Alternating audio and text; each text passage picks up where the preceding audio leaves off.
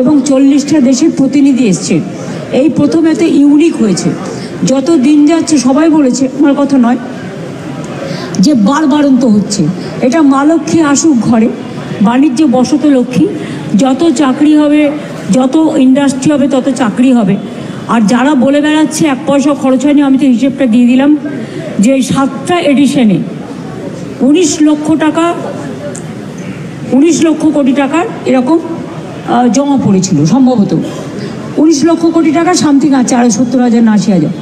তার মধ্যে 13 লক্ষ কোটি টাকা অলরেডি কাজ হয়ে গেছে, আর 6 লক্ষ কোটি টাকার কাজ অন প্রসেসে আছে। সুতরাং কী করে এসব কথাগুলো বলে? আমি বলবো সবসময় নেগেটিভ না করে রাজ্যের যেটা গর্বের সাথে গর্বিত হতে হয়।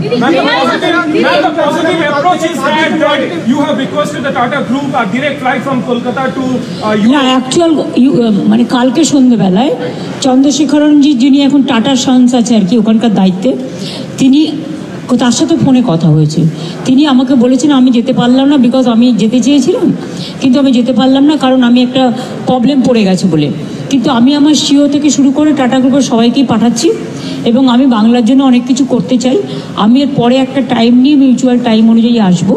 তখন আমি ওনাকে বলেছি আপনার কাছে আমার একটা রিকোয়েস্ট আছে, আমাদের বাংলায় এ থেকে ইউরোপের কোনো ফ্লাইট নেই।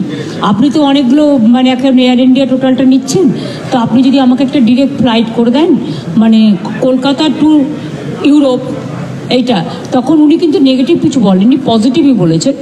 এবং ওদের মনে হয় ফ্লাইট এখন ওরা মানে প্রসেসে আছে, কাজেই আমার মনে হয় না যে হবে না। রিকোয়েস্টে রাখবেন বলে আমার কথাবার্তায় পজিটিভ লেগেছে। না 1 লক্ষ কর্মসংস্থান তো বিভিন্ন কোল সেক্টরে অ্যান্সিলারি আরও বেশি হতে পারে, কারণ ওখানে তো অনেক অ্যান্সিলারি গড়ে উঠবে। আর ওটা হচ্ছে ওয়ার্ল্ডের 2nd লার্জেস্ট।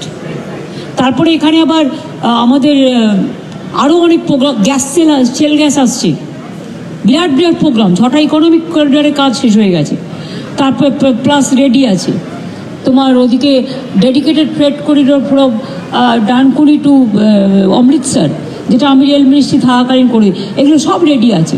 সুতরাং এগুলো সবটাই বাংলাকে কেন্দ্র করে। বাদবাকিটা কালকে হবে।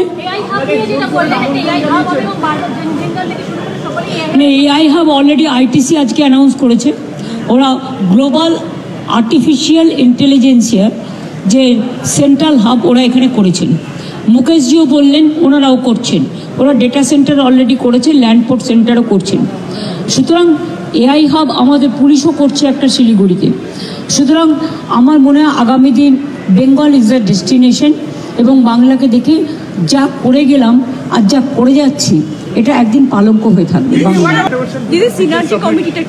Synergy is no delayed. Chief সেক্রেটারির নেতৃত্বে একটা কমিটি হবে, যেটা হচ্ছে state level investment synergy committee. তার মধ্যে no delay, no stop gap,